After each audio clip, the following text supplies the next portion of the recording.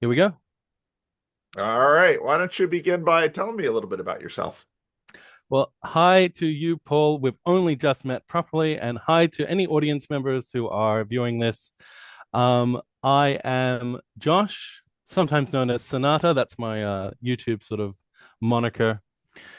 And I'm 33. I live in Australia. I live in Melbourne, which maybe leads to some interesting stories I could tell a bit later.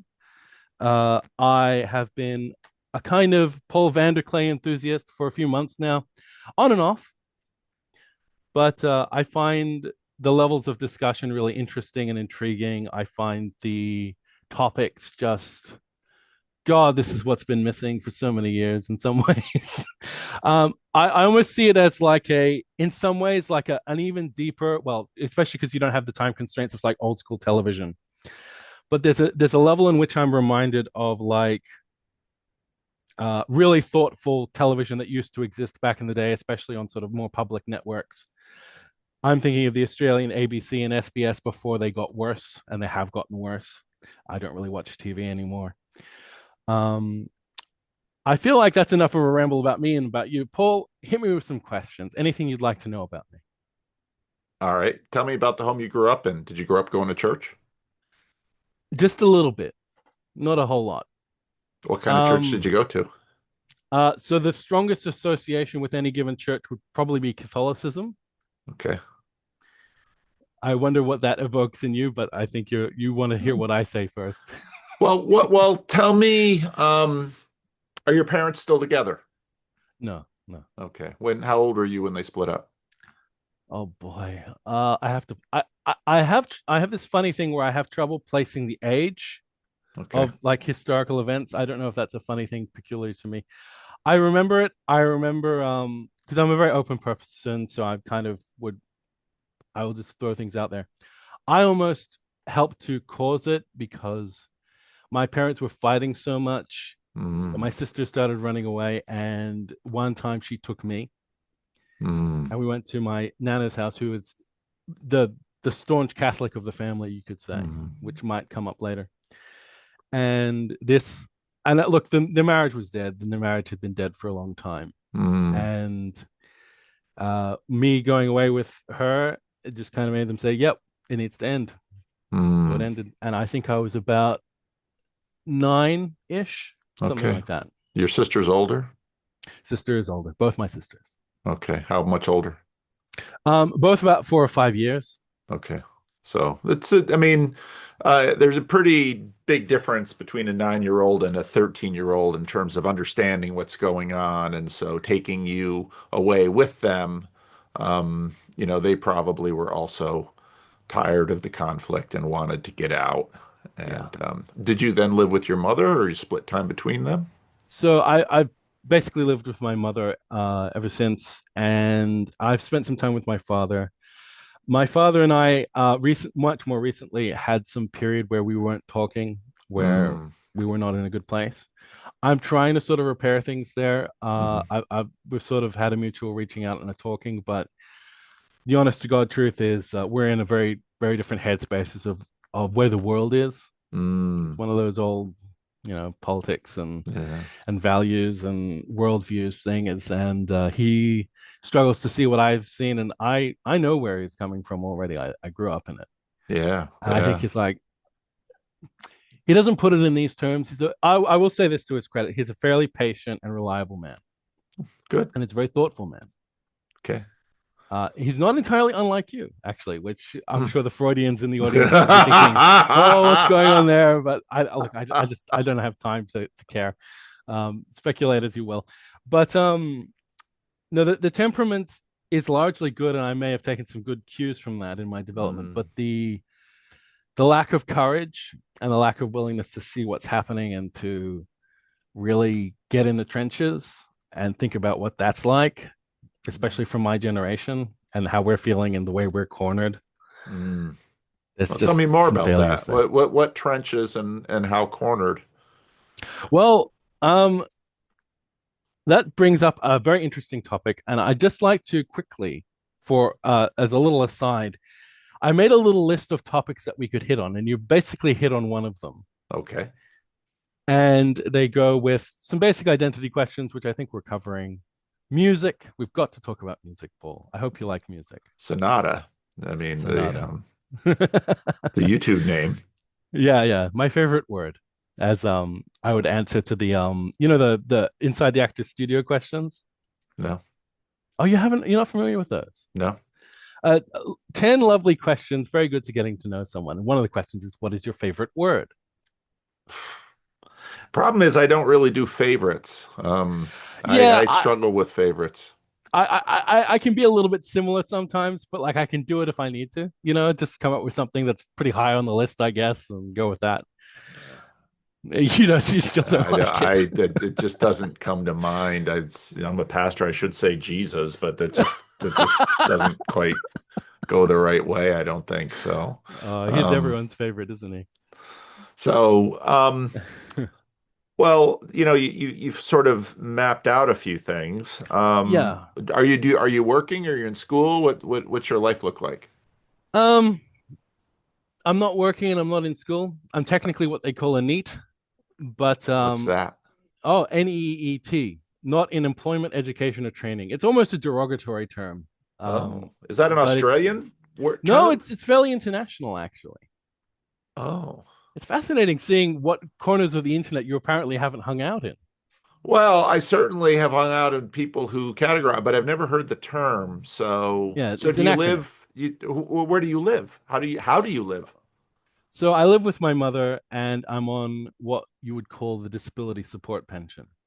Oh, So I have worked in the past. I have even moved out in the past, but the economic realities of Australia are pretty brutal at the moment. oh. And in addition to that, it's pretty hard to know how to get ahead as someone in my category, particularly with the landscape as it is. Well, I you don't seem in any way disabled to me. How on earth are you disabled? Well, they would call me mentally ill or having Oh, diagnosis or things like that. okay. And that ties into a lot of incidents involving uh, I have always basically rejected the psychiatric framework and model, and I have a lot of reasons for doing that. But the way I see it is I get these sort of outpourings of energy, and you might already be thinking what they diagnose that as. Yeah. And they're very wild and difficult for other people to handle, including Okay. myself. Okay. And it's led to many incidents which have involved hospitalizations and even a couple of trips to prison. Oh, Yeah, yeah. That's difficult. it is. Well, and the overlap between hospitalization and prison is an interesting one.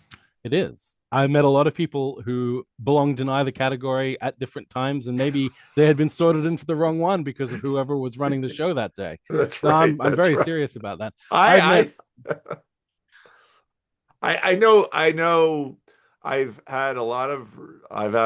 lot of people who have been regularly in both. yeah, So and it is, there are some people that always go in one or always go in the other. But then if you're in that category that sometimes, yeah. frequents both, that's an interesting category. How It's an old are you? interesting category. I'm 33.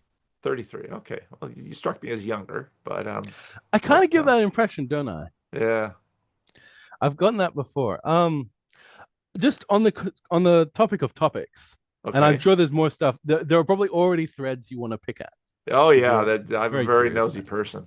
Yeah, and I'm glad of it. I'm glad of it. We're gonna have some fun. But Okay. just to mention a couple other topics that I want to get into. There's this book called The Book of Urantia. Have you ever heard of it? I have heard of it. Some people have mentioned it in conversations here and there, but I've never been sufficiently interested in it to pursue the topic. That's a totally fair answer, but we might just talk about it a little bit because I'm fascinated by it. Okay. There's something I call the possibility mechanism, which is a wonderful little theory on why God exists and why anything exists and all that sort of stuff that I have, which could be fun. Okay. There's Shakespeare, if we have time. All right. Um, there, because I used to be a part of the Shakespeare Society here in Melbourne, and I know it Oh, fairly well for your average 33-year-old male. wow. A lot better than And I do. You don't know any Shakespeare? I don't know much, not really. I took a class in college, but I haven't even since then paid much attention to it. See, part of my sneaky little agenda, Paul, is to see if I can insert some new interests. And look, I won't be too aggrandizing and too pushy, but I'm just curious if even one thing that I mentioned today sort of triggers off some rabbit hole exploring on your part and could lead to some interesting topics or videos or thoughts. Because you seem to be able to have interesting thoughts from anything you put on your plate. Yeah, I tend to be most interested in people. So Yeah. that's in terms of attempts to colonize me, to get me to go down different rabbit holes. The difficulty is it's a very crowded field and I'm Oh rather yeah. ADHD. So what that which will hold me for a long time is, like I said, it's a pretty crowded field. Yeah. No, I imagine as such. You can't blame me for wanting to try though, because No, it's no, a go for it. It's not a thank you. problem. I don't have a problem with it at all. I appreciate it, sir. Um, one very interesting topic that I really do want to hit on is some of the action around the COVID tyranny here in Melbourne, which I was very much there for. Okay. I was in Melbourne in Oh, really? 2019.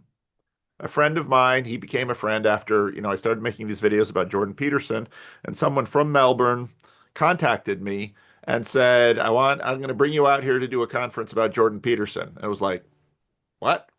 And Mm. um and my wife was concerned he might be an axe murderer.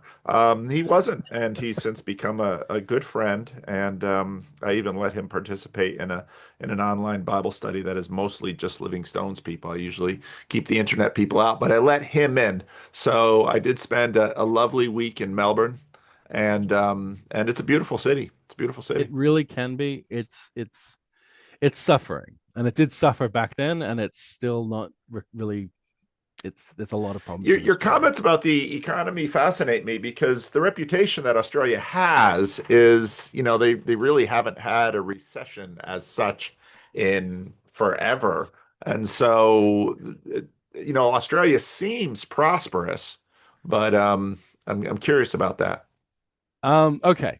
So the Australian situation for my probably presumably largely American audience for this, and I'm sure it's a bit international, but the My Australian audience about half American.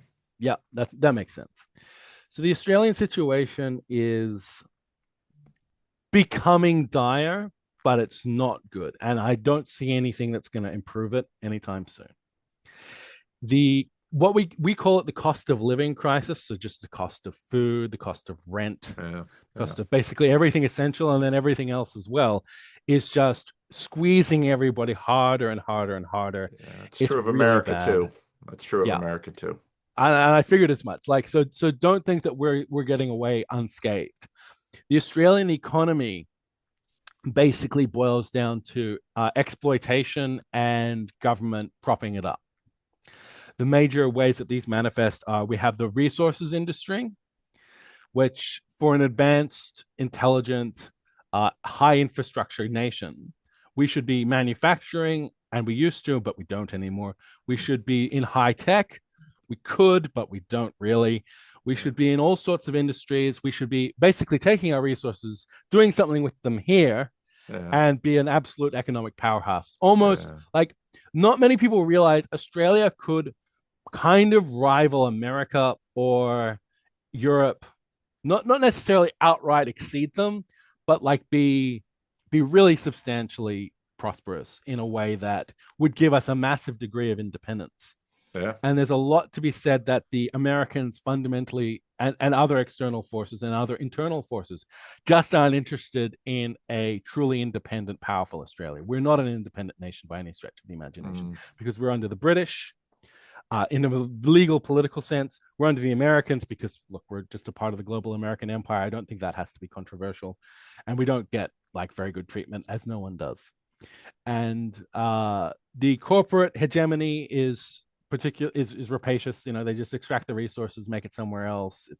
It is what it is. There was a prime minister who sort of fought that. He wanted to tax the mining companies, which it's a bit of a blunt way of going about it, and not very imaginative. But he got ousted because you can do that sort of thing in Australian politics. You can kick out prime ministers without an election. The party does it. They basically sure. backstab them, Right, and that's how we right, think of it. right. Um, The only other facets of the economy that are really doing much are sort of, like I said, big government subsidized things like education. So we essentially sell education to third world migrants and Asians and people who come in. I don't want to get too contentious on that topic because, on some levels, I understand it. If you got a ticket to Australia, and it sounded like the first world holy grail, you'd probably take it, Oh, absolutely. and you'd also probably not raise up much of a fuss if most of the training programs and the educational stuff was more or less a fraud. I've I've lived in seen the it developing myself. world, and Australia is definitely an upgrade from many places I've seen. So, if you, I'll bet. and the same for the United States, if you can get there, I don't blame anyone for trying to get there because Mm. why not? There's more opportunity, there's more freedom, it's a nicer place. Well, we'll Absolutely. come to the freedom, but it's not Well, looking good. let me ask you this. So, well, how did you find my channel? Um, Not a big channel. no, it's not a big channel. I think it was luck of the algorithm slash I'm interested enough in enough of the people that you're interested in, like Jordan and I don't know if I got into like Pajot or Viveka, who get mentioned all the time, but I just don't know that well at this point. Um, but there was just enough there that the algorithm said, here's Paul Vanderklay. And I said, all right, let's have a look. And I'm spiritually much more open-minded than I used to be. I used to Mm, more or less fall into what I call the rational materialist sort of mindset, even though I didn't particularly love it. yeah, Like most rationalist materialists, I was always searching for some sort of abstraction to make it a bit better and more interesting rather yeah. than a dead world. And in the end, I think I found a lot of spiritual sources of inspiration. Um, not strictly Christianity, but not strictly not Christianity. Okay. And we can get further into that if you would like. Well, when you use the word spiritual, what do you mean? Very, very good question. And I don't know if it's one of those words that if you were to fully and absolutely define it, probably wouldn't be as useful as it is a bit woolly now, isn't it? But Yeah. um, I think spirituality to me, in many ways, the word transcendence is what one is after when one is pursuing the spiritual. One, in some ways, wants to go beyond, to find the source of things, to find the destiny of things, to find the meaning and purpose of things, to know what you are beyond what is merely apparent and into what is more essential or, again, transcendent. Like, and I found all sorts of material. And I prefer the spiritual world, and framework to the religious world, or framework. Um, Not that I'm wholly hostile. I just I think spirituality also means to me is like the search for truth, the expression of a love in a way that's good, the search for good, trying to define good, explore it. I kind of have this moral concept where the really first order morality matters are matters of truth and matters of good. So what is good? Um, do you even swear allegiance to the good? Is that even interesting to you? Is what you care about? Is it what you pursue? And then truth, because there's a fairly obvious statement, I guess, but it's probably worth saying, which is how can something be good if it isn't true? Right? Would you Yeah. agree with that? Yeah. Yeah. Yeah. Yeah, Yeah. yeah. Okay. They certainly have to come together in some way at some point. Yeah. That There's makes sense. there's there's probably a lot of interesting things one can do with everything from lies to imaginations to all sorts of other questions around that. But fundamentally, there has to be some sort of intersection between good Yeah. and truth for either to be valid. Um. Uh. Where was I? So spirituality. Ask another more probing question if you Well, would. okay. So, I mean, you use the word transcendent. There's immanence and transcendence, and they have an interesting relationship between immanence and transcendence. I mean, basically, spirituality or spirit, Jesus' definition of spirit, if you look at the Gospel of John, is, the wind blows the trees. You can't see the wind, but you can see what the wind blows. And so, spirit for some is sort of a definition of that which moves the world, that which moves the material world. Are you Are you one who thinks that um, that spirit emerges from materiality, or one who thinks that spirit moves materiality? Good question. I think earlier on, I was searching for spirit emerging from materiality or something along those lines. I think at this point, I'm happy to say I believe spirit is even bigger and broader than that. Maybe that means it comes from somewhere. Maybe I actually do believe they're not mutually exclusive in some ways. Yeah. Spirit does emerge from the materiality in some way, almost Yep. like, oh, there's so many ways that it can. Yep. But also, and it's also a dialogue between the world through, within, and underneath, and the world as is apparent. There's a dialogue between that, Yeah. which has to be a two-way street as far as I can see. Yeah. Tell Um, me some of the other YouTube channels that you watch in this space when you think about spirit. oh boy, who else do I look at for spirit? You know, for spirit, for religion, for all this sort of stuff, I think I've only dipped a toe here and there. I think you're actually been the main one that I found that I really get along with. Okay. It might just be Why you. why is there a reason for that? What does do a lot of the other ones sort of put you off? And Well, why? there's a lot of sort of heavily biblical fundamentalisty type stuff and Okay. declarative stuff, and Yeah. I've never found that particularly persuasive and or Okay. interesting to me personally.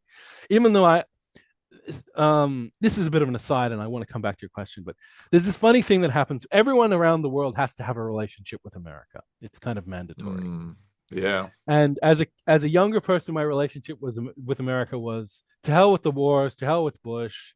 These right wingers are crazy. I broadly supported the left, and now I find myself almost on the opposite side. But I hope more enlightened than just rah rah Trump. I'm not rah rah Trump. Let's leave him aside. He gets talked about enough. But to bring it back to the spiritual questions, um, like I just don't see enough thoughtfulness and enough open mindedness. I feel like you, Paul, interest me because you, as much as you do stick in a sort of rootedness of the Bible, and I'm probably not as rooted in the Bible as you are or some of your audiences, but you really want to venture out and like, what is the world? What can we find? What is relatable from this to that, that to this?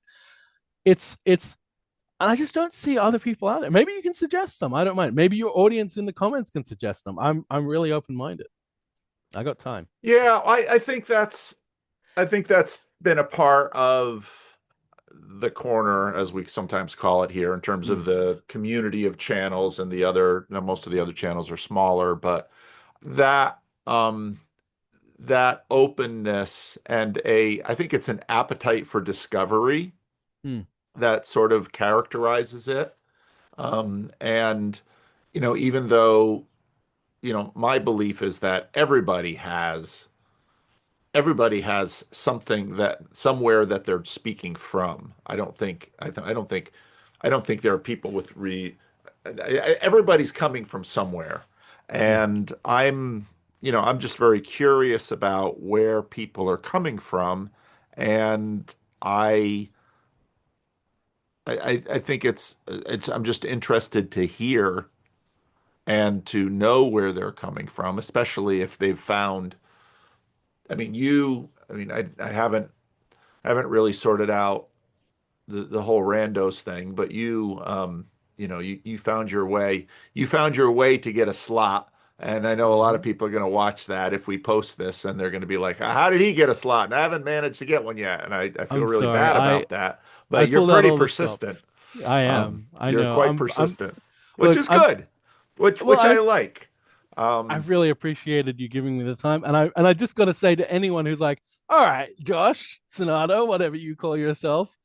Um, so I believe some pretty interesting comments on Paul's channel. Well, yeah, and And you do leave a lot of comments, and that's good. yeah, And I appreciate your you're appreciation. I like commenters who I think are revealing truths about themselves. It's fine to have thoughts about whatever I say. Yeah. That's exactly natural. Some people are less interesting because they do kind of tend to be dogmatic, and we all have our dogmatics. But no, you certainly leave a lot of comments, and I do read comments. And so when you I've noticed. contacted me, it's like, yeah, let's give it a shot. Let's give it a shot. But I Yeah, I think the one thing that sort of holds this strange online conversational community together, I think, is on one hand a willingness and a propensity towards openness, but also a desire, you know, a desire, a willingness to, doing exactly what you're doing now. You've got your camera on. Yep. You've told us some things about yourself Yep. and some things about yourself that people will have thoughts about and might Yeah. even, people might dismiss you or Yeah. or not be terribly respectful for you for some of what they've heard. But Yeah. I see that reflecting any judgment that we have reveals a lot about us, not just that which we are judging, because it's always I know. right there in the middle. So, no, I appreciate your determination, and then also, it doesn't necessarily surprise me if a committed Christian, well, actually, sometimes it does, if a committed Christian hangs out in these corners, but that's not where you're at, but you're still hanging out, and you've been hanging out for long enough, and you left enough comments that, I've gotten a sense of some of this. So I Yeah. appreciate that. And I think, and so then for me, it's worthwhile sort of, you know, meeting you at least Zoom to Zoom Yeah. and getting a sense of, okay, well, let's hear a little bit more fully. Let's find out the person that is generating these comments. Because again, Yeah. and this is sort of a key of spirituality, it's reasonable to assume that the source of all of this movement is probably even more interesting than the movement itself. That's a great way of pointing me towards God and pointing me to generally all that's out there Yeah. in that realm.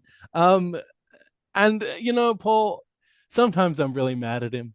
Like did you spot my Scott Adams comment? I couldn't help but refer to him as that old bastard Oh, I upstairs. read that comment. Yeah, I did. I saw that You couldn't comment. give it a love heart, I think, because I Yeah. did say Well, old again, bastard. because I'd rather, and this comes out of being a pastor for years, Yeah. that part of what tends to happen in church is people say what they think is going to win them the most approval. And this is something Oh that I God. immediately liked when Jordan Peterson was talking about lying pastors, because he was basically making the same point.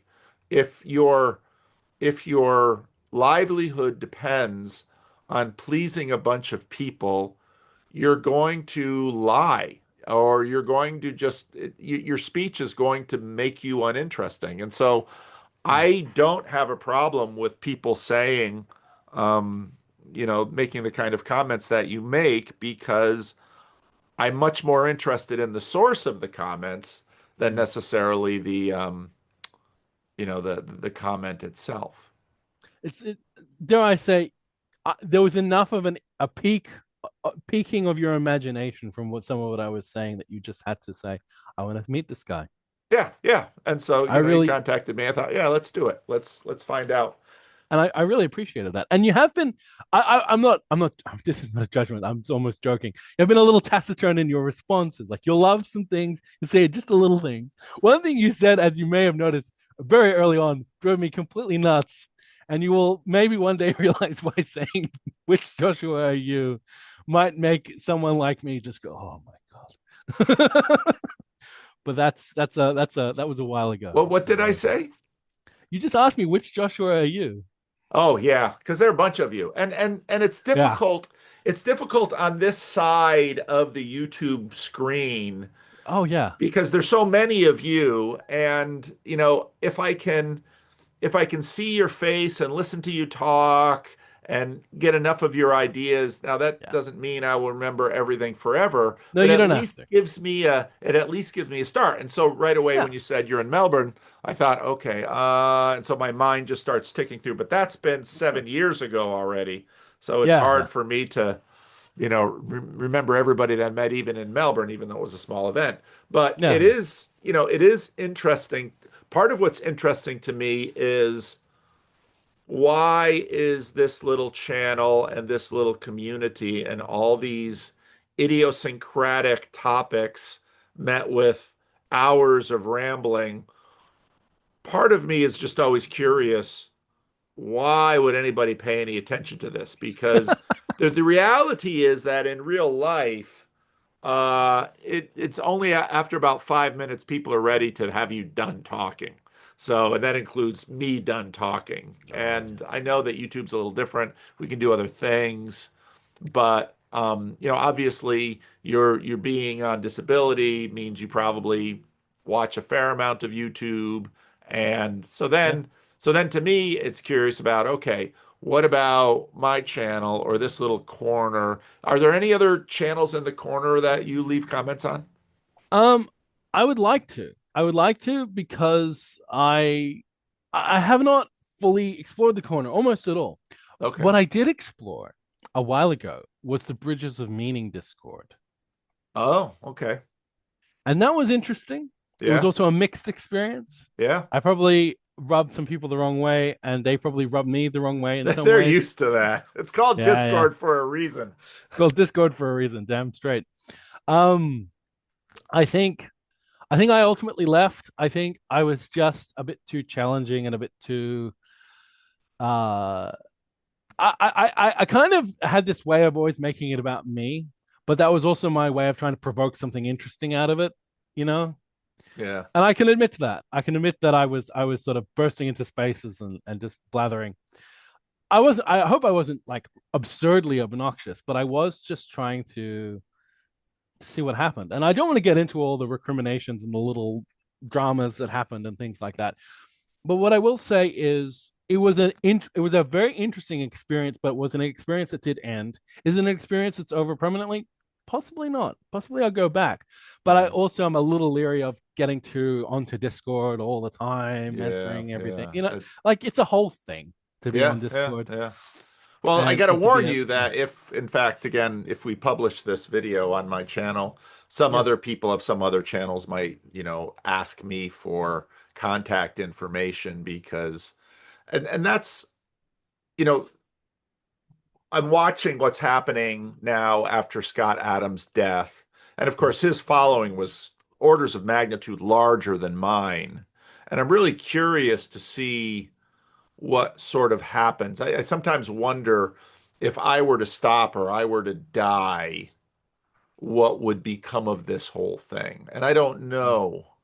Um, I'd like to think that things would continue, and I suspect that they would, partly because there are now, a number of channels that are over 1,000 and many more channels that are over a few hundred that are sort of in the flotilla of people who are, I'm relatively unimportant in this whole thing, but what is important to me is exactly what we're doing here and now, where mm, I'm learning about a whole new person and yeah, in some ways a new person in a different world because you being Australian, your story, I mean these are all unique things and you at least expressed enough interest and desire to say I'm gonna come out of the lurk and I'm gonna stick my head on this thing and I'm gonna yeah.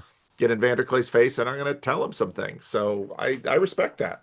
I again I appreciate that. And I think in terms of engaging with the TLC, like you can't post links to a channel in comments. And I've been Yeah, looking at the comments a lot. yeah, So like for better and worse, you can't do that. So yeah, it almost comes down to, hi, here I am. Hello, TLC. If you yeah, find anything about me interesting, you leave a comment on my YouTube channel, you leave a comment on this video or wherever you like. Or yeah, you find a way yeah, to say, hey Josh, you know what? Come on, blah blah blah talk. or I just want to have a word with you, or you suck. You say what you want, you know. But I'm kind of saying hello to the corner in a different way, not the bridges of meaning, which I guess is sort of the corner, but sort of not as well. Is Yeah, that the yeah, right way of looking yeah, at it? Yeah. yeah. And I don't know, maybe some people will recognize me from bridges of meaning. I'm sure some will. I'm sure some Yeah, will. Well, you've talked a little bit about what interests you. yeah, You have some political interests that, of course, is definitely. not uncommon on YouTube. Um, what other kinds of interests do you have? So I'll expand a bit on some that I've mentioned. So music, for some people, they say, "Oh, I like music," and for me, it's like, well, we're at the piano right now, you know. Oh, Yes, play. I will. I was thinking of doing so, but just let me finish the thought. So Sure. I play piano fairly seriously. I sing fairly seriously. Really? Yes. I have even explored composing, but that's a bit earlier days because composing is hard, man. It takes a lot of study to really learn the techniques and it takes a lot of it's an almost impossible to describe process because it's simultaneously like an artistic science, if you Yeah, will, with the worst of both worlds. yeah, Trust me on that. yeah, As well as there's whole realms of composing that are basically not written about because what would you even say yeah, about like finding your identity, pursuing what hasn't been done before?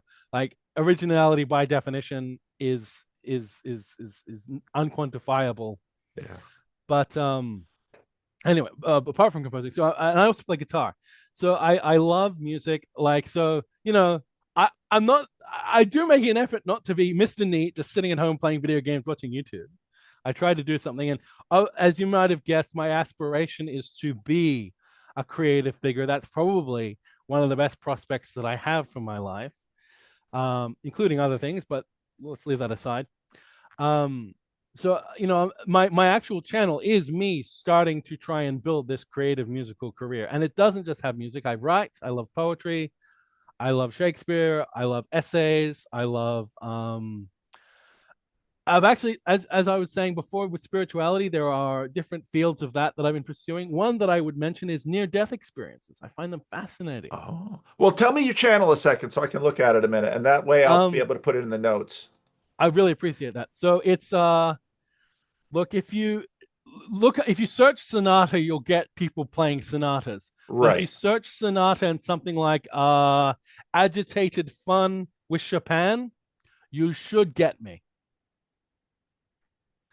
And while you're doing that, I'll fill in a bit more. So, writing, I like exercise. I go to the gym all the time. I've done a little bit of martial This arts of is various kinds. Yep, found you. Um, I'm big on politics, as you might have guessed. I'm always listening to current events, political breakdowns, what have you. I have my favorites, and I have things that I'll dip a toe into there as well. Um, I I've experimented with even political organizing. Um, that has a very interesting background that I don't think that we really have time to get into Okay. fully. Although we may get into a bit if we discuss the COVID era, because I was doing some organizing during that. Well, I know that Melbourne, so I was talking to my friend, and it sounded like Melbourne really clamped down hard. It was nuts. It was, I mean, there's people, yeah, it sounded just crazy.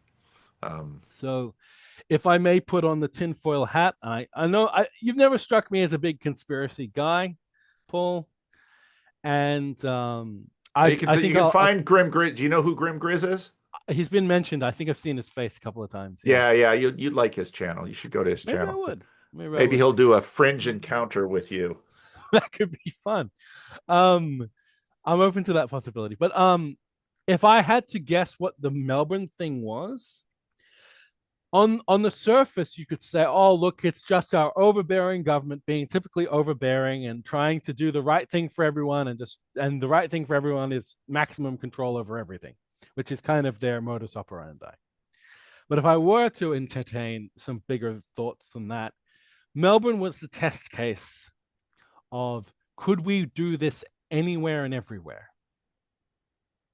Yeah, that's often that I hear that idea, but the my question was always why and where does that lead? Mm. Because locking everybody in their house, what's the reason for it? So, What does any politician get out of that? um, I think at this point, you and I might have a lot of trouble communicating in terms of where we see the political reality and landscape and what's really behind a lot of what's going on. I think you're much more, if I may assume, um, things as they appear, although a lot of nuance and a lot of, dare I say, depth. Whereas I'm a little bit more, there's a lot going on that we aren't told about. There's a lot of very dark cynicism behind a lot of the choices that get made at high levels. I think I've heard some stories about, and I've experienced some things firsthand that really make me think so much of our society has become so corrupt, and there's so much cover up artistry, which I've personally had to deal with, and there has been so much um, wickedness and deception. Like, just how If much that's of, the case, how dare you say that on YouTube? Won't they come for you? And well, won't they shut down my channel? well, Paul, I understand what you're saying, and there are reasons for having escape valves. There are reasons, like, as some might say, having us all talk about it online is fine because they can monitor us, they can identify us, they can they can dispatch the dogs if they want to, and they can just let you damn yourself for a court case later if they want to. And of course, um, we're not doing anything if we're talking. We're just talking. Um, as someone who's been a little bit more on the front lines and got shot at by weird modern non-lethal rounds and what have you, someone who was on the Westgate Bridge when the tradies went nuts and started charging the cops and have like tradies are essentially like plumbers, engineers, Well, construction workers, that sort of thing. That's what we call okay. them in People Australia. in the trades. Okay. So they were getting forced to take the vaccine. They were getting coerced into it, and that coercion is like there's something going on. But I won't enforce that Well, the upon you. But it colony was, started as a group of prisoners. You'd hardly think that the genetics would have promoted a whole bunch of compliant people. but the thing is that the government believes in the that they are our prison wardens. That's very much their attitude, and they hate us. They really hate us. Like Well, don't I you was, elect them? no, not really. I mean, we could get into real conversations about the nature of democracy and I don't think we could go deep enough to say anything really valuable on the matter of democracy, how real it is, pre-selection and party politics and the ways that parties will gang up on the population in order to secure the power of the elite. We could get into that or we could leave it all aside. But what I'm going to say is in this country, have used the Bondi incident as a catalyst to pass some really strict anti-free speech legislation. So you Well, could look what's the this up. Bondi incident? This was an incident where two Muslim men, father and son, killed a bunch of Jewish people Oh, on the okay. Yeah, beach. That that. one. Yeah, yeah. And so, in the wake of that, the government is rushing through what they're calling anti Semitism legislation, which is just a really draconian expansion of anti free speech laws and other things as well. They're I mean, Australia is a very disarmed nation, and that also stems from an incident, the Port Arthur shootings. We could go into that, but probably best not. Um, we are really, and this is where I get a little bit more confessional here. Like, I feel like me and a lot of other people are feeling it as well, are facing down the barrel of what do we do about this government? And what do we do about the fact that they're just not going to stop? The levels of upset here, like you've probably seen and heard a bit of what's going on in the UK. The UK gets a little bit more airtime in terms of their levels of unrest, their levels of protests, the chaos in Ireland that's erupting around migrants and stuff like that. we're not far behind. And I, as a young man, am thinking like, even though I'm on disability, there's a lot of kids in my generation who probably couldn't handle at all either side of a conflict if it were to break out in this country. And I'm looking at, what do I do? Do I just look after the people that I can? Probably. But man, they would look at me. I'm on a list. Like, I'm definitely on a list. There's some stuff that I've done that means that I could be on a, in case of war declared, you just round this guy up. Mm-hmm. You do whatever you need to do. Like, this has historical precedent. You know that when wars happen, governments use that as an excuse to go after their dissident populations. Happened in World War II, one, all of it. So I am feeling a lot of pressure around what I can say in any given forum. I'm feeling a lot of how long is this state of affairs going to last? I'm feeling a lot of, does the Australian population really have the guts and the awareness to do more than whinge on social media? Because we're the whinging in Australia, I've got to say, it's kind of pathetic. There's so much. We'll get you at the election, and we hate our government. And it's all too much. We the cost of living is outrageous. Someone should, but I just hear this and I hear it again and again and again and again and again. I'm like, are you gonna do anything? I'm not But even talking about anything like that but this drastic. but this government sends you a check every month, right? Yeah, it does. It does. So why would they send you a check every month if you're on a list of suspicious people? I would think the Well, first thing that they might do is stop sending the checks. that's a really interesting element of the power dynamic now, isn't it? Because on the one hand, I'm probably dyed in the wool opposition to them, but on the other hand, I'm reliant on them, Yeah, and they could shut me down pretty easily. You would think by just cutting off the payments. yeah, And they talked about that during COVID, like, haha, these protesters, they all don't have jobs. We should just cut their payments. That was a joke that was going around. Um, and the other thing about Australia is that's worth knowing is it's just, I think my whole generation is kind of starting to see it this way is what's the point of working? What are we working for? We're working for a system that pretty much hates us for a compensation that won't ever buy a house. yeah, yeah. The housing crisis is, and you find this in the U.S., you find it in Canada. Yeah. It sounds like, I mean, for let's say a three-bedroom, two-bath house in a suburb of Melbourne would cost, It's getting around 1 million now. Oh, like houses in Melbourne. Like, if you want to live in a good suburb or one of the traditionally good suburbs, yeah, they're $1 million houses. And wow, Australian dollars within its own economy is really quite comparable. It's not like yen where it's add a few zeros and it's the yeah, equivalent. It's basically like the American dollar internally speaking. yeah, Like, a meal costs about $15 now. It used to cost more like 10. That's about 15 or 20 yeah, here. So, like, you see what I mean? It's pretty yeah, comparable, right? yeah, Yeah. yeah, yeah. So houses being 1 million, like they're more than 1 million in certain suburbs, and where you can get them for less. Like, so this house is in a low reputation suburb. It's right on the outskirts, and it's not as it's on a fairly small block. Doesn't really have a backyard.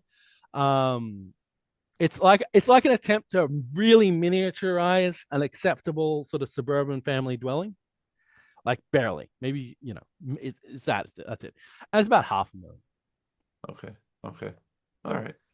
Well, let So me yeah, ask you this. So you've got all these political ideas but your YouTube channel is mostly about music. yeah. Where do the political and the music meet? Okay. We could have some wonderful conversations about that. Um, right now, I'm not trying to make them meet in terms of what I am making, but I very much could, and I think I will when the time feels right. Could it alienate half or more of my audience because I took the wrong side on whatever issue? Maybe, maybe. Could it give me a whole new audience? Maybe. Will it immediately send the government to my door? Maybe. These are the things that I'm grappling with. Um, and the other thing is, there's a wonderful political story of music itself. Not like let's make protest songs about some war. I mean, classical music is dying and it was murdered. I'm mad about it, Paul. Hmm. Um, Who murdered it? well, okay, so that's a bit of an exaggeration and an oversimplification, but you've heard the old quote, something along the lines of tradition is not the worship of ashes, but the preservation of fire. It's a nice idea. And the preservation of the fire has really gone the wayside to turning everything into a museum piece, to talking endlessly about how things should or even must be played, and giving no room for musical creativity and the personal development. There's been so much focus on competitions, but competitions require rules and strictures and standards.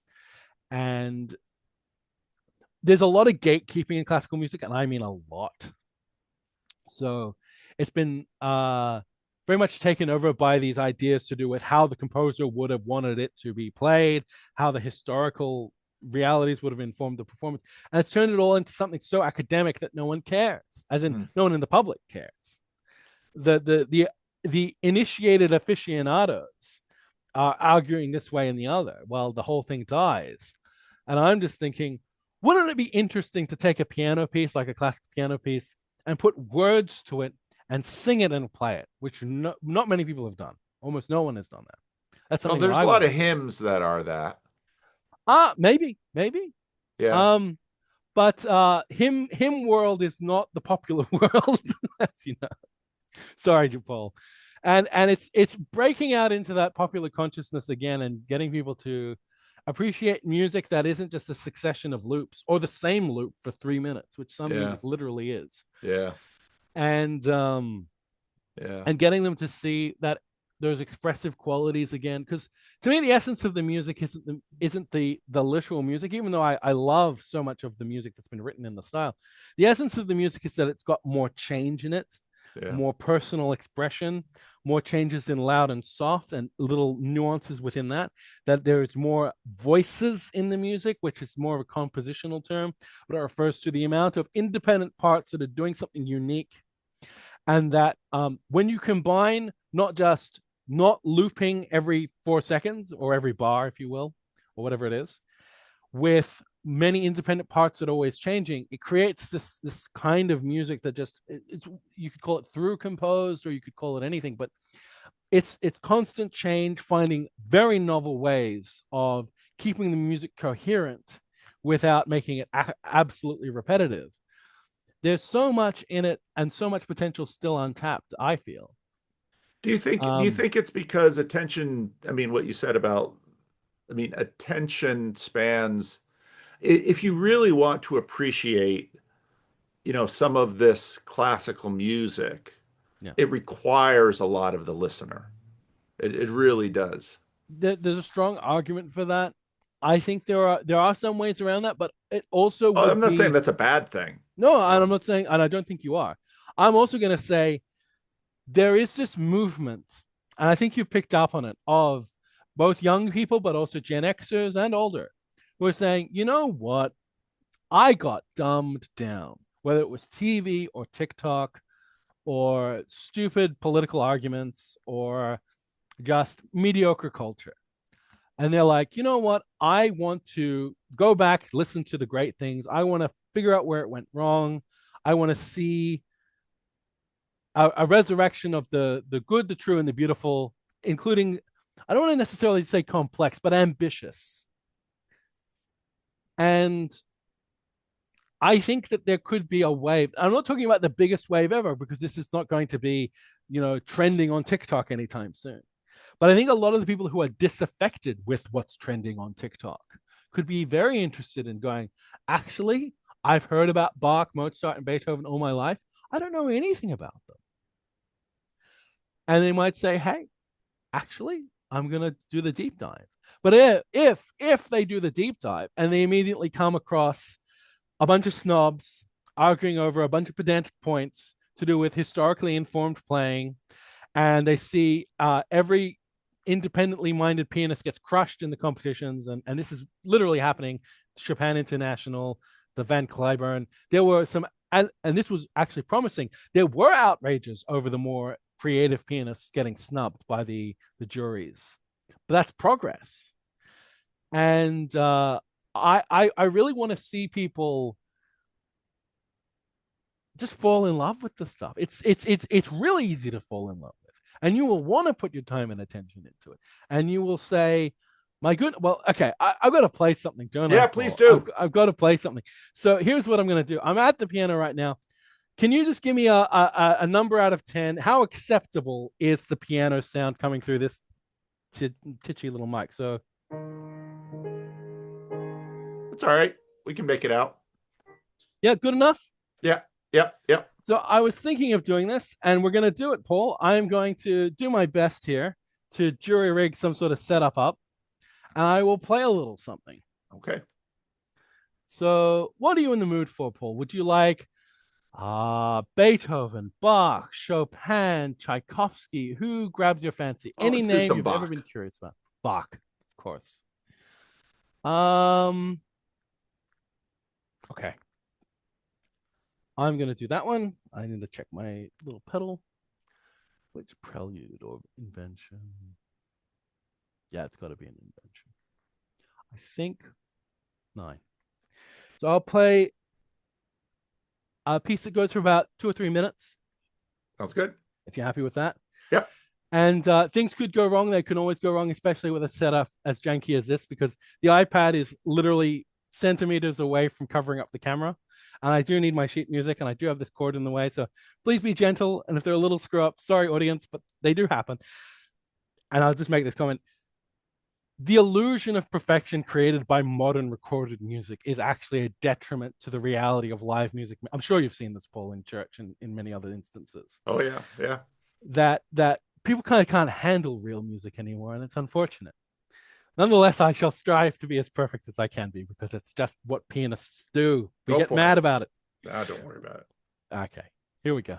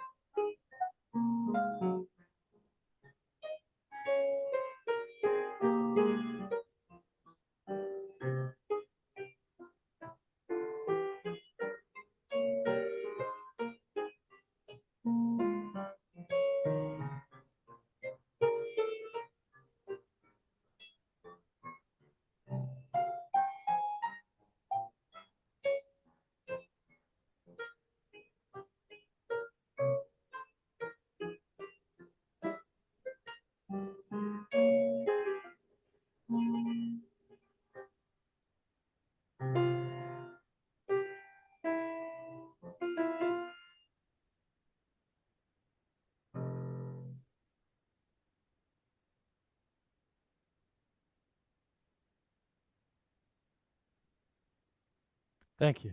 All right, it was beautiful. I wish the mic did not do it justice, Thank you, Paul. but that's there is another there is a I should send you I'm gonna send you Rigel's channel. Yeah, go for it. Um Rigel Rigel is often playing I'll just put it here in the chat. Hmm. Chat. Rigel is he has a keyboard right below um his his setup, and so he does live streams. He'll often play and he'll do music. There's actually a few music channels in the flotilla Mm, that that for them that music is a is an important part of just who they are and what they do. So of course. and I think that's I think that's super important. And Mm. it's funny because we do live in a world. My wife and I were watching.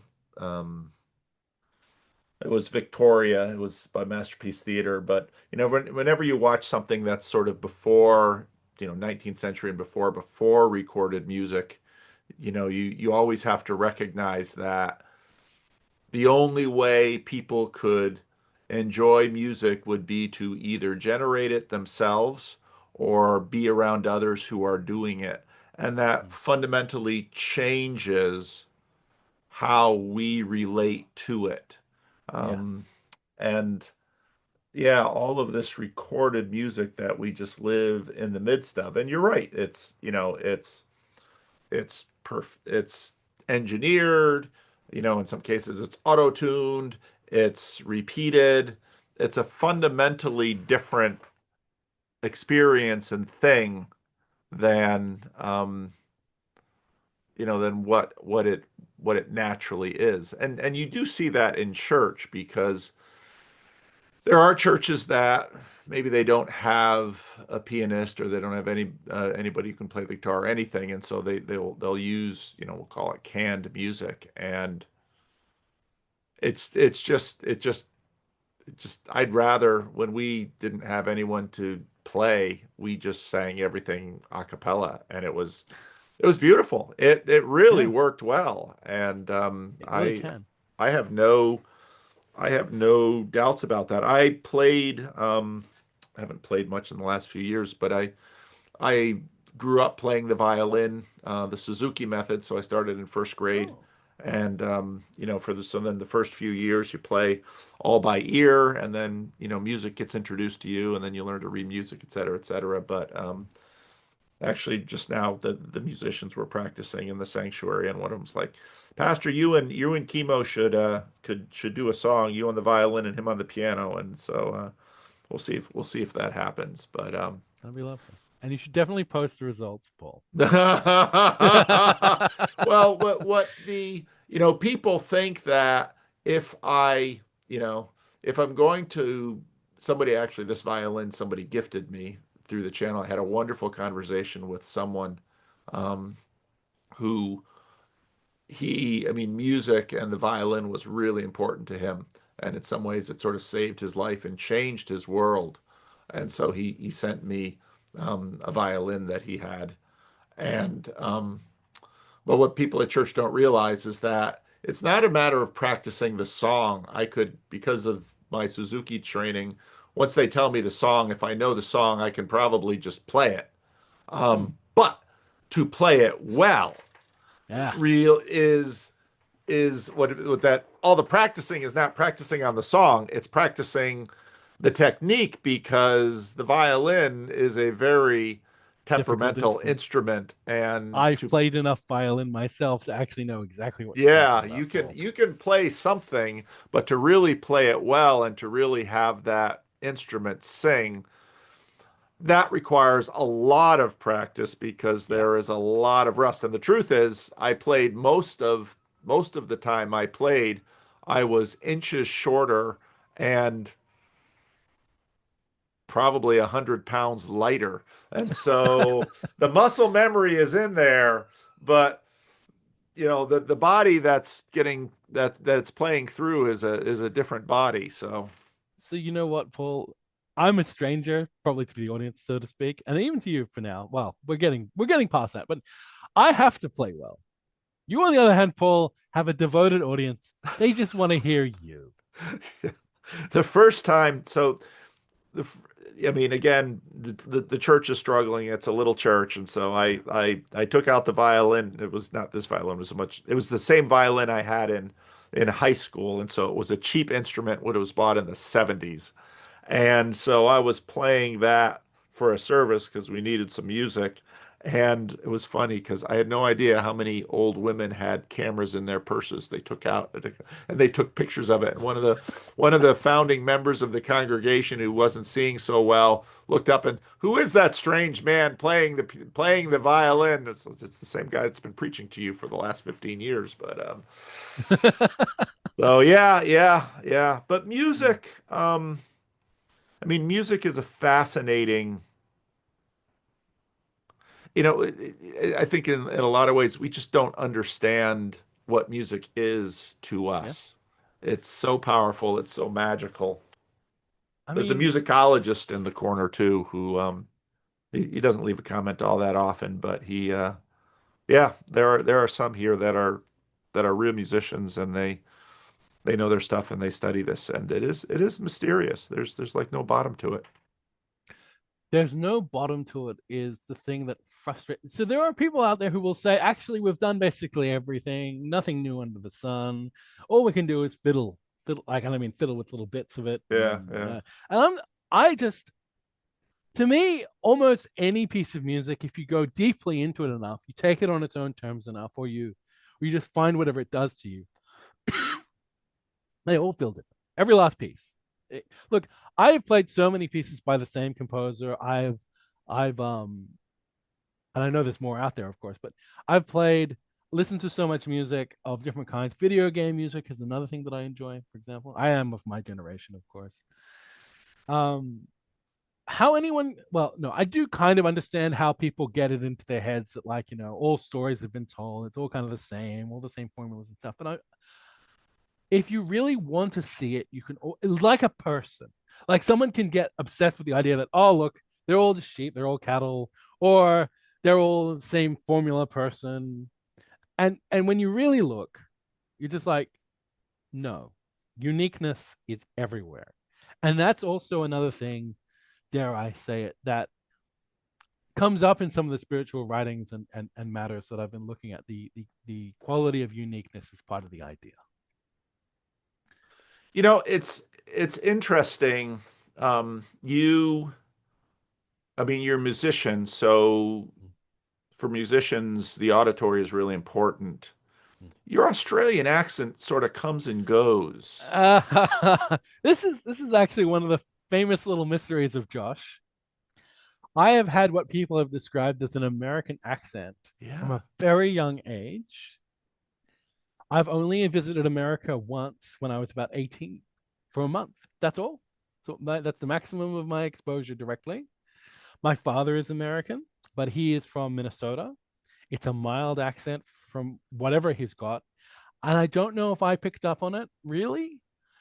There is also the mystery of my sisters not really having the accent. They got the accent when they visited for like a year and they came back and it went away in a week. Mine, it's just there. It's just always there. That's interesting. Well, and It's it's it's one of interesting those because you mysteries. are a musician too, because Yeah. I mean, obviously you're very formed and moved by sound. So I'm even specifically got a lot of training and put a lot of work into the use of the voice.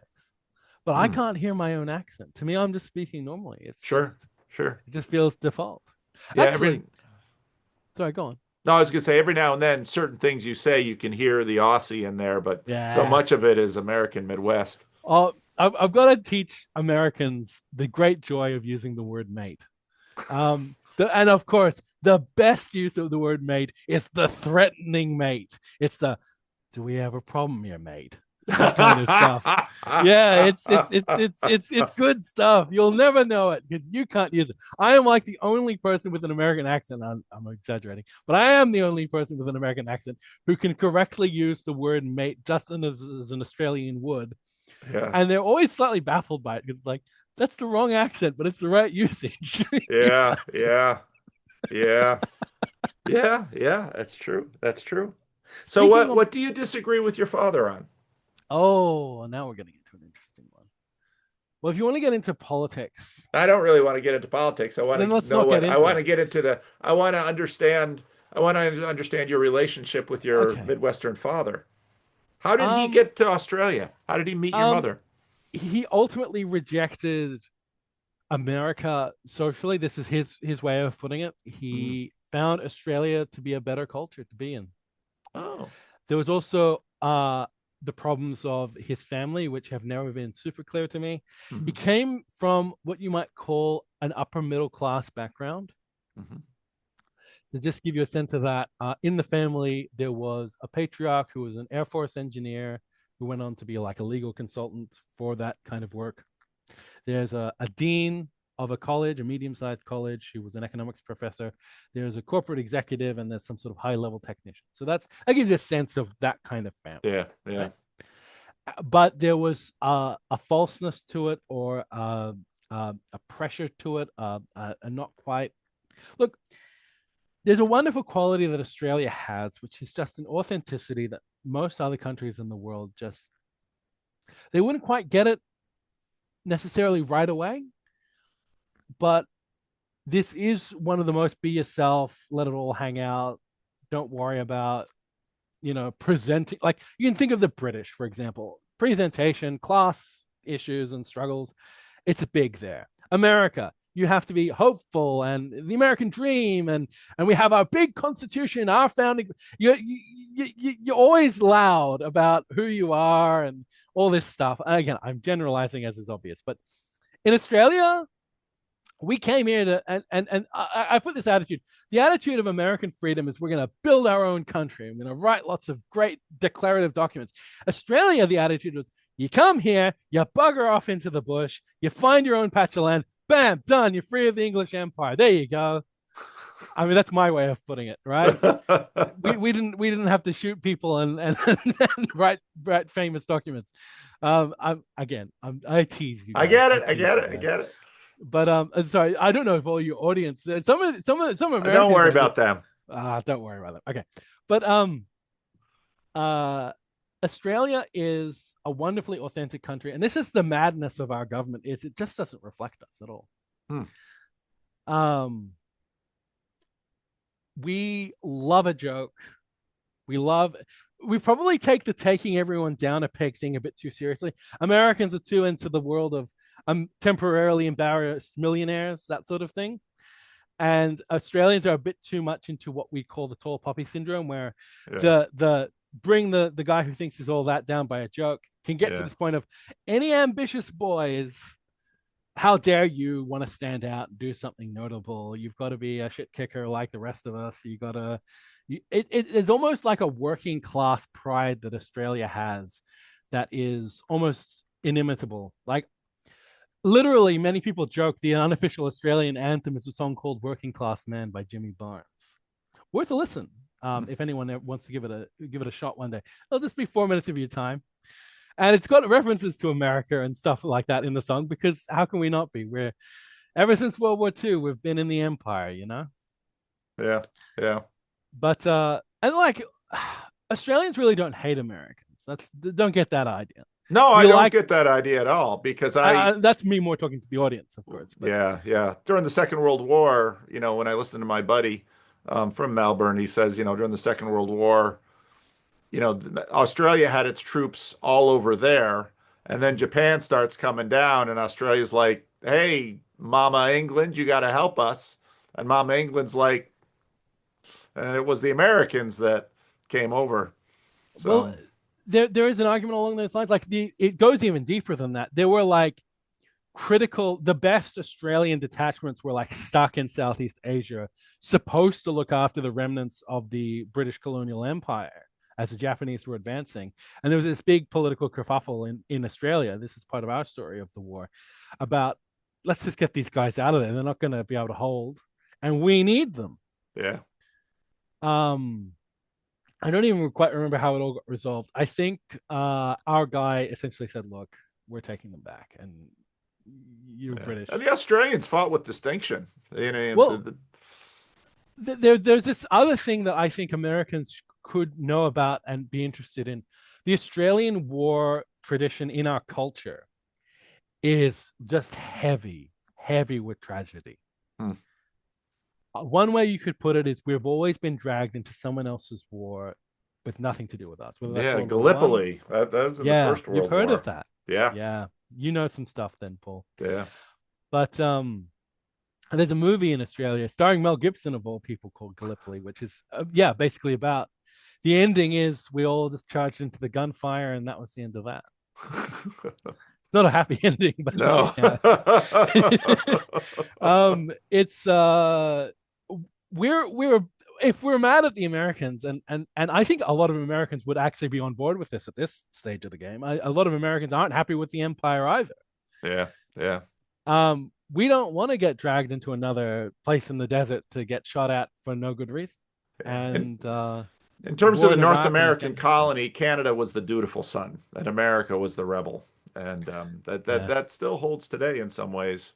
Um, Hmm, I see. Now you got some stuff on your list. I want to eat all your Oh, sure. time. I've got a pastoral call I got to make after this, so I got to keep an eye on the time. But Of course. what else is on your list that you wanted to talk about? So, we didn't really address Shakespeare, and there was a moment there that I was almost going to bring it up, where you were talking about what was it?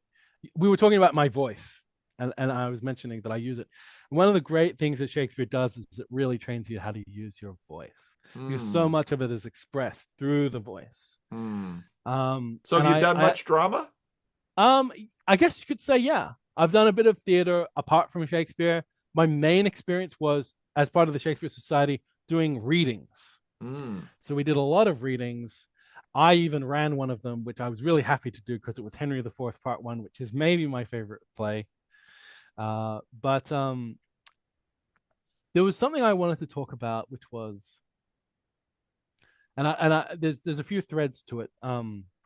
You've heard of King Lear, I assume. Yep. Do you know the story? Not off the top of my head. Fair enough. And that's exactly what I want to hear because then I can explain it to everyone. So the basics of the story are a king is deciding how to leave his kingdom to his progeny. He's still alive. And he goes to his daughters and he says, "Look, tell me how much you love me, and I'll give you land according to that." And the two flatterers, the sort of wicked, scheming sisters, as they turn out to be, flatter him incredibly and just stroke his ego. And the third sister, who is honest, just sort of says, "Look, I love you well enough. You're my dad, but I've also got to have room in my heart for God and for my future husband. Like, what are you asking?"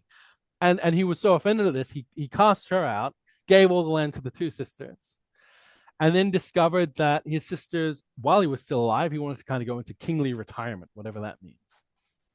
They sort of get rid of him, cast him out into the wilderness. Meanwhile, there's a schism between two brothers, Edmund and Edgar.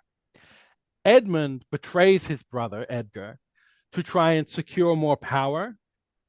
And Edgar has to disappear into the wilderness. And his plan is I will pretend to be crazy as a way of keeping myself out of sight, out of notice. I'm just some mad beggar. I'm not some lost noble son. And the father, I believe it's Gloucester, horrible things happen to him. He gets his eyes plucked out, maybe the most horrifying scene of Shakespeare. And Edgar comes across his blind father and tries to comfort him. And there's all this tragic stuff that happens. And there's supposed to be this climactic ending where almost in a traditional Shakespeare play, it would go with a victory. But what happens is the evil sisters, I'll be a bit blunt about it, and the brother Edmund, they win. They win the day. They win the war. And it's like, what's going to happen? Cordelia is dead. There's a famous scene where King Lear brings in Cordelia and just howls in agony over the death of the true loving daughter. But I'm focused on the character of Edgar. Edgar is actually sometimes considered the hardest young male role in Shakespeare, bar none. Hmm. Some of the dialogue you have to get across in the of his madness, it just makes no sense. You're like, what am I supposed to do with this? And I did it. I read Edgar. It was not terribly good, but it stayed with me. And the thing that happens after them losing the war is Edgar comes in at the 11th hour, past the 11th hour, and challenges Edmund to a duel. He is this muddy, destroyed man who has lost everything, seen his father with his eyes plucked out, weeping on a cliff. And he wins. He is the madman nobody who comes out of nowhere to defeat this evil tyranny that is emerging, these power lusting creatures, Regan, Goneril, and Edmund. And the play ends with this sort of it's probably the most tragic ending in Shakespeare. Maybe Hamlet competes, but it's just the last men standing of this nightmare that the kingdom has been through. And the final lines are delivered by Edgar, and it's about what is seen Lear go through, what is seen everyone go through, and there's this wonderful lack of consciousness of like, you went through the most, mate. But he says this. I'll bring it up. And it ties into something else we were saying before, and I'll bring that up too. It's just 4 lines. The weight of this sad time we must obey. Speak what we feel, not what we ought to say. The oldest hath borne most. We that are young shall never see so much, nor live so long. And that's the ending. And one thing that he says there, speak what we feel, not what we ought to say. It reminds me of something you said earlier with the pastors trying to appease everybody. And it's how I feel now, having to play these games of what am I even allowed to say anymore publicly Hmm. with the government the way that it is, passing all these laws. Everywhere is passing all these laws. And there is this commitment that I made some time ago to honesty and the truth. I just don't lie anymore. I just don't do it. And it's a little bit inspired by that Jordan Peterson thing of like every lie sort of warps your brain, Yeah. and if you do anything, don't lie. You have to tell the truth. That's more important, but that's more difficult. Yeah. And I get into this thing of like I feel in Edgar in many ways this pressure that I also feel tied up in of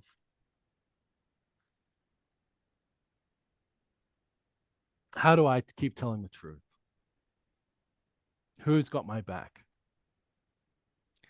And he makes that reference to the old, that he's crying for the old. He's like, my God, you went through so much. My father, King Lear, and again, as I point out, the context is really turn around and look in the mirror. You went through the most. And you even did the last act that created some hope for the kingdom by killing Edmund in the duel and giving some hope to some of the men with heads on their shoulders to restore this kingdom. And it all started with Lear's stupid decision. It all started with the old being vain and stupid. And I sometimes wonder that if really dark times are coming, what will the relationship be between the old and the young? Yeah. Will Yeah. they give me a reason to think you went through it too with me at last? It wasn't just old men sending young men off to die and playing games. Yeah. Yeah. Yeah, that's good. Something to chew on. No, it is. It's good. It's good. And I think you're probably not alone in those thoughts. I think there is a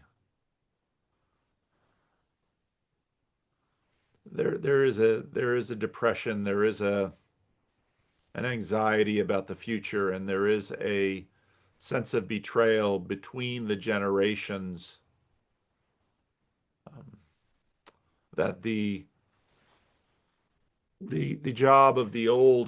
job of the old was to make way for the young and to parent and to guide and to bequeath a world, and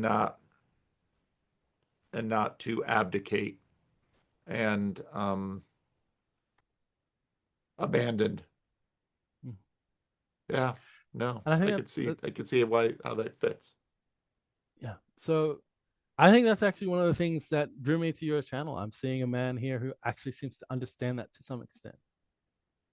Because I think you do have some inkling. You give the time of day, hell, you give posted videos to young men from basically nothing and nowhere. And this is the thing that we have. Like, how can I scrabble for the smallest of opportunities? This is a huge opportunity for me, Paul. This is about as big as they get for a man of my category. Um, and there was something very funny where I kind of, I won't get into that actually, but just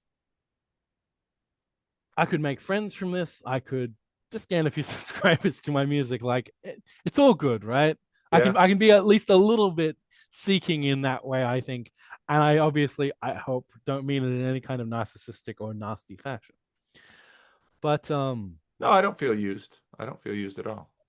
I And appreciate that. I mean, I do this, and I've done this for a long time, but I continue to do this because I do believe that we're better together.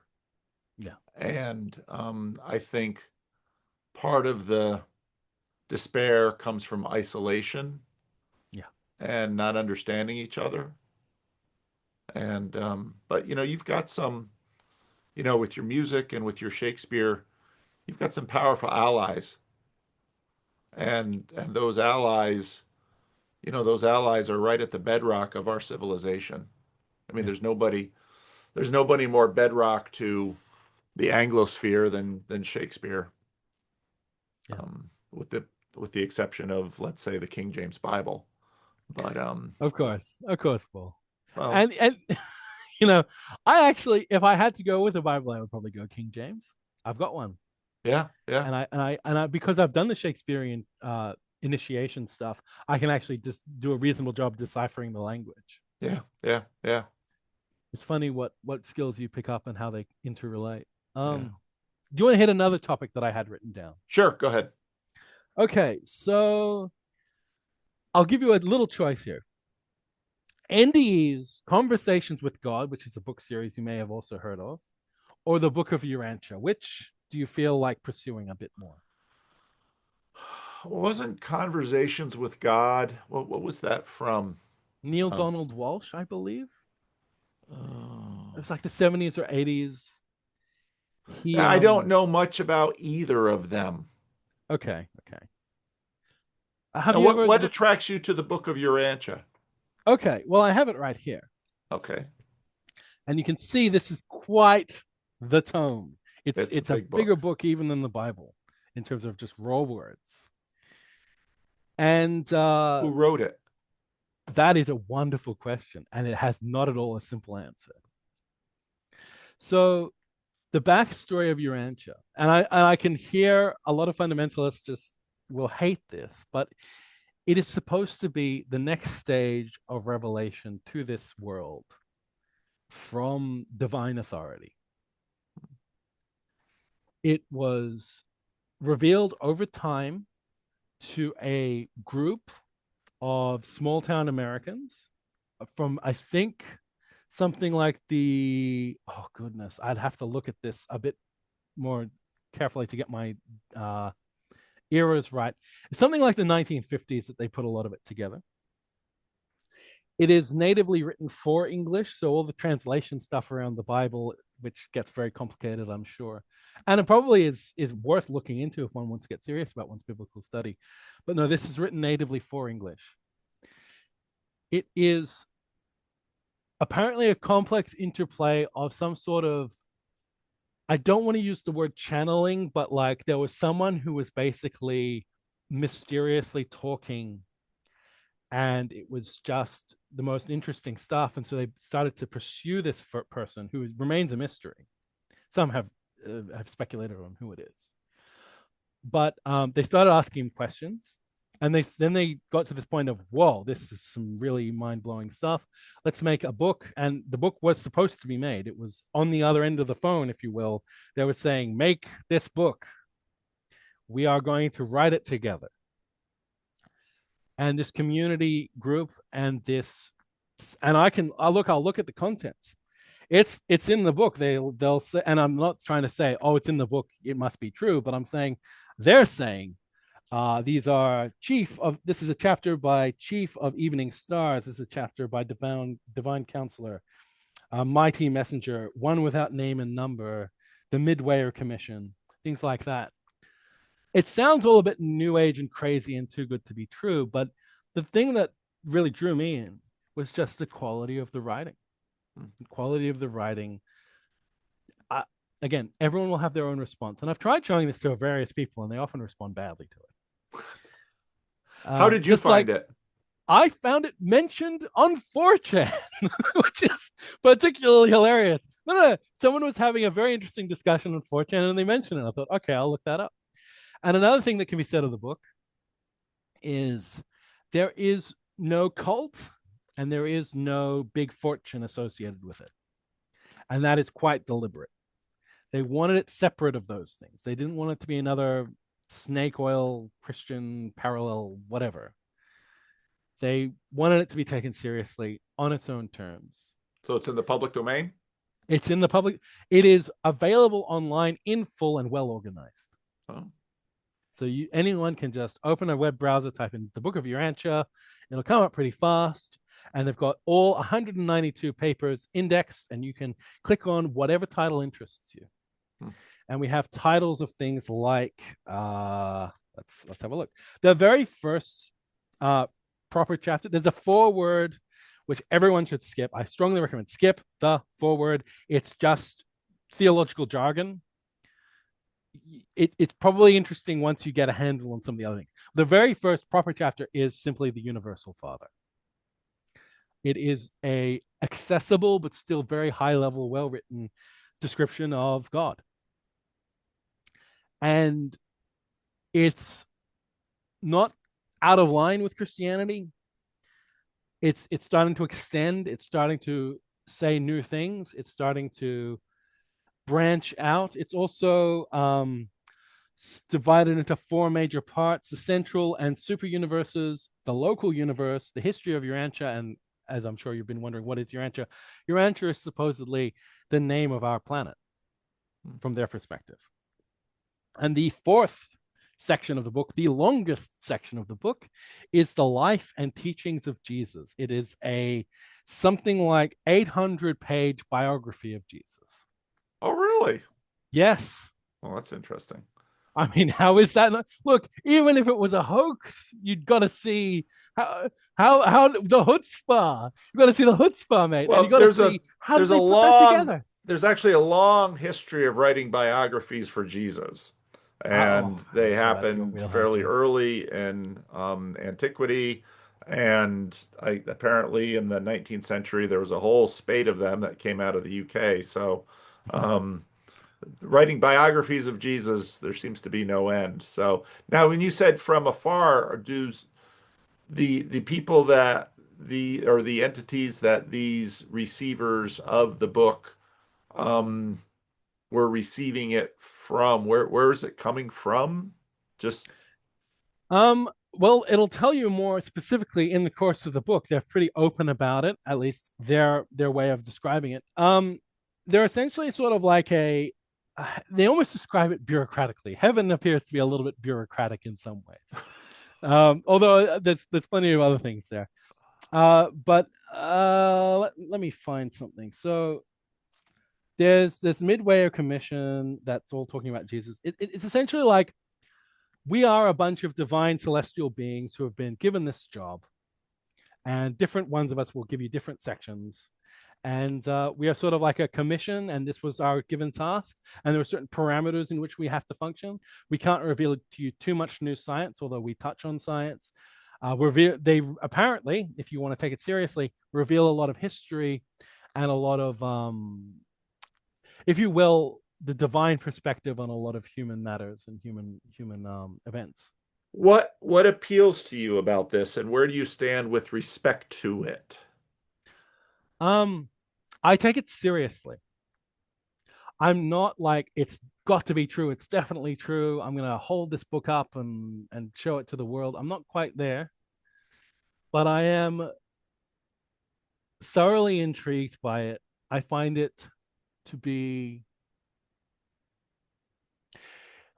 and sometimes I almost feel like I could have written this, and I mean that in the sense of this is what I would like the truth to be. This is, Mm. in many ways, much more promising than, no offense, Paul, angry old Jehovah yelling at tribes of Bronze Age people, trying to get them to do what he wants. Which I know there's more to it than that in terms of the Bible and in terms of Christian history and all of that. But sometimes that is how it comes across. And just getting some answers, getting some definitive answers that are given that make sense. Like, okay, so God is not into sacrifice. You don't sacrifice. Another stance taken by the book is Jesus did not die for our sins. Our sins are things we have to deal with. There's not some grand transmission of our sins to him and then he dies in this fashion. So it's saying no to that and saying the things that Jesus did are what matters. The way that the noble example of how he accepted his death and handled it is actually more so the thing to focus on than you are saved because your sins get erased by his act. So that's one position that's taken. Um, there are other positions like there is an emerging facet of God called God the Supreme in this text. And the concept there is the evolution and development, particularly the spiritual development of all the beings of creation, are helping to create, and I would put it in this term, like a new layer of God out of the totality of all of us. Hmm. And this concept feels much more inclusive and intriguing than we go to heaven, we be sheep, we do as we told, which again, I know there are lots of Christian views that probably go beyond such a notion, but sometimes it does feel like that. It's like, do I get a say in this and all of that? Another thing that's denied is the existence of hell. Hell is a nonsense. And that's also denied in conversations with God. Hell is not something that should ever exist or will ever exist, and God wouldn't make it. God doesn't make it, and no one should ever suffer for eternity. One thing that always bothered me as a child is like idiots throwing around hand grenades that are nuclear bombs. It's even worse to throw around eternity as punishment. I think you're dealing with infinity. You're talking about infinite suffering.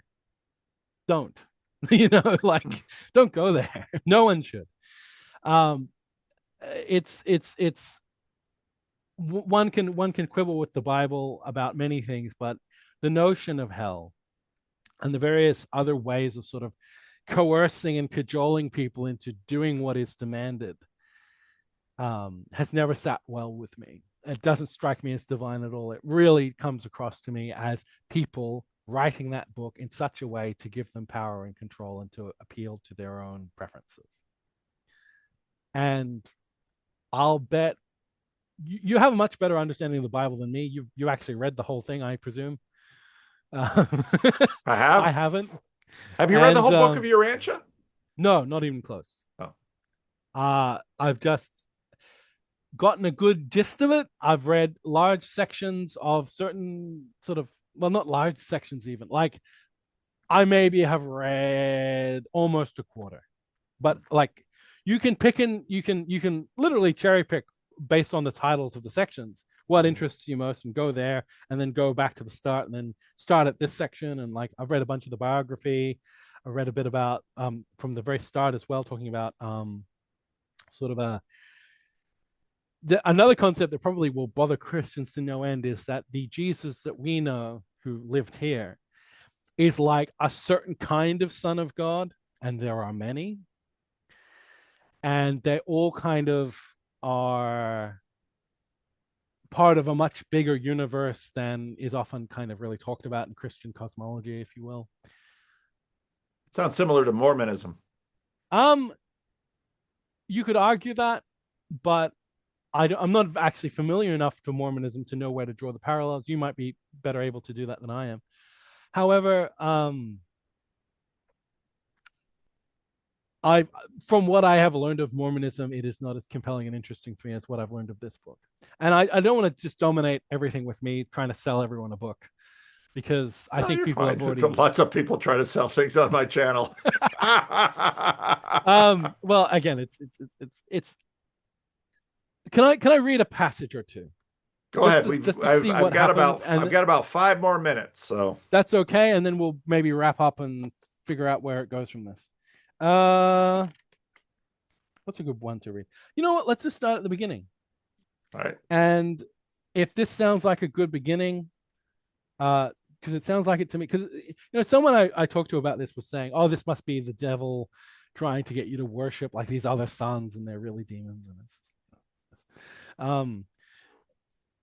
anyway, the universal Father is the God of all creation, the first source and center of all things and beings. First, think of God as a creator, then as a controller, and lastly, as an infinite upholder. The truth about the universal Father had begun to dawn upon mankind when the prophet said, "You, God, are alone. There is none beside you. You have created the heaven and the heaven of heavens with all their hosts. You preserve and control them. By the sons," and that's probably the first question, sons plural, by the sons of God were the universes made. The Creator covers himself with lights as with a garment, then stretches out the heavens as a curtain. Only the concept of the universal Father, one God in the place of many gods, enabled mortal man to comprehend the Father as divine creator and infinite controller. Now, it's more like a textbook. And I mean that hopefully not in a horrible, boring way, but it is more like a textbook than the Bible. It's written in a certain consistent way of description, discussion. Well, it's a Um, contemporary book. I mean, the Bible is written. I mean, the Bible is written to very different people and cultures than we are today. very true. And I find my struggle with Christianity, as it often has been portrayed and as it often has been believed in by many, it's just been this lack of possibility and this one of the things that frustrates me is the endless deferral of the second coming and all this stuff. It's a religion in limbo waiting for a coming to fruition, and it doesn't admit that, but it's not fully satisfactory. But I see a lot of value in it nonetheless. And I used to sing in a church choir when I was an adult, um, and I didn't take communion. I actually made a point of sitting there on the rows and just not going up there. And there was one other person who did that as well. But I was there for the music and there for the culture. And the sermons and the readings from the Bible would just kind of wash over me, and I'd be thinking about something else. Um, but I think I think this is actually the way. I don't think that we're destined to cling ever harder to the same book and the same ideas. I think eventually it's going to open up. I don't even think that it's wrong. I don't think God is so close minded and so insistent on his way or the highway type stuff that you get a bit out of the Old Testament, if you know what I mean. I I do respect that many people have such a deep connection to the book and to the Christian religion as it has been, and finding some sort of way forward. I don't know what it will be, but I'm hopeful that something will come out of it. And sometimes things progress one funeral at a time. as science is often said to be. And maybe the next generation will have a big fight about, the Bible adherents and the people who are more open-minded. But I do believe in the truth, and I care about it a lot. I really do. And I want to see whatever is true. Like the Bible is a book. The truth is whatever's in that book that's true is true, and I care. Whatever might be wrong, I have to wonder, because to care about the truth is also to care about what could be wrong, what could be different. And I feel that's enough of a ramble. How shall we wrap things up for both of our purposes? Hmm. First of all, I should probably say I'm pretty happy with this going online if you are. I am too. I am too. I'd love to share this. And I think, and I guess partly because I would, you know,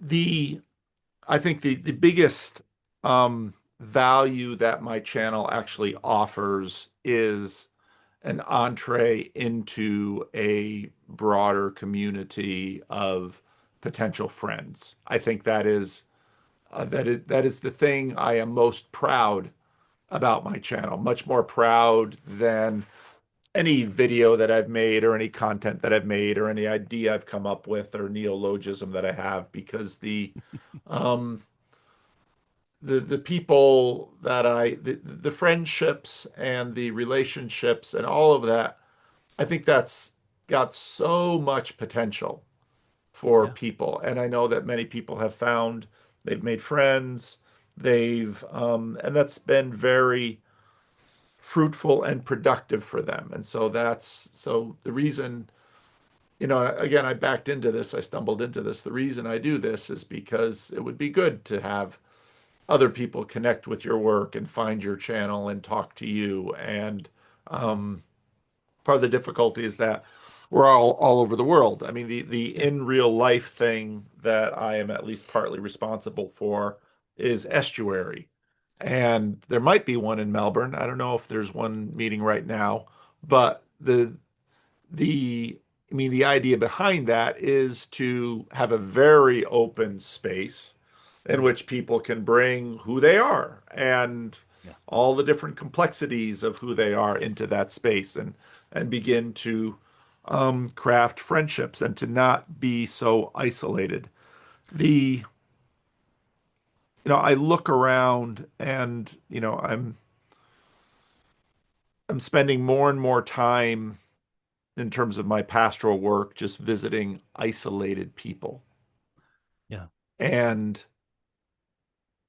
the isolation is killing them. And some of them are going to die from it. And I don't just mean people in memory care units who are suffering from Alzheimer's or various other forms of dementia. I mean people who are as capable of carrying on a conversation as you and I are.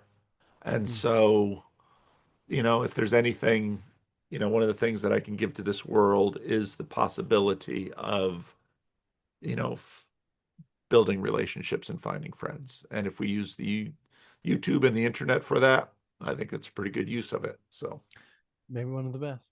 So that's my little spiel, and that's why I'd like to share this with the rest of the channel. Now, what I'll do is I'll put it in because of some of the things I've learned running this channel for the last 8 years. I'll put it in no wait, no ads for a little while, and then when there's sort of the right space and time for it, I'll release it to the full channel, I appreciate that.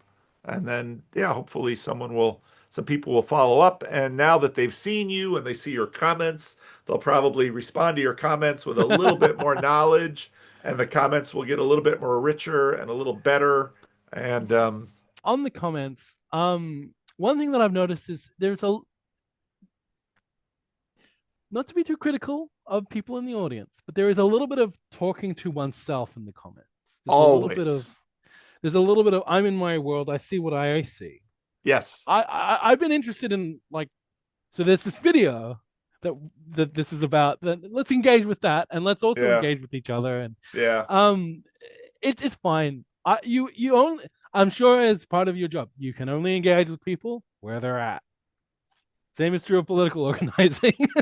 Yep, yep. That's their limit, and so you understand that limit and you Yeah. engage that limit. But no, most comments say way more about the people leaving them than it says about what they're ostensibly commenting on. So I just take that as a given. It is what it is. I have no hate for it. It's just I one one every now and then one hits a vein of gold in the comments where there's a Yeah, real discussion happening, yeah, and I'm addicted. I'm at a slot machine with the opening yeah, up the comment section and just come on, show me the gold, yeah, like that thread in 4chan that got me to look up your headshot. yeah, It's just yeah, 4chan is a very interesting one for trying to sift through the terrible stuff and the awful waste of time stuff and just find where people can say anything. What they yeah, finally can sometimes say is really interesting. yeah, yeah. I've But never been there. 4chan is not But for everyone. yeah. All right. Well, I've got a dear old saint I need to serve communion to. So, Thank you so much for your time, Paul. Josh, it was great meeting you, You and too. we will see you in the comments section. And fear not, this video will be released. And yeah, you can if there is a estuary going on in Melbourne, maybe that can happen too. So who knows? And the last thing I'll say, if that's okay, my door is open. Leave comments on that video, on my channel, anything. I'd just like to hear from anyone who's interested in me for any reason. All right, Thank you. sounds good. All All right, the best to everyone. Bye take care, bye. Josh. Bye bye.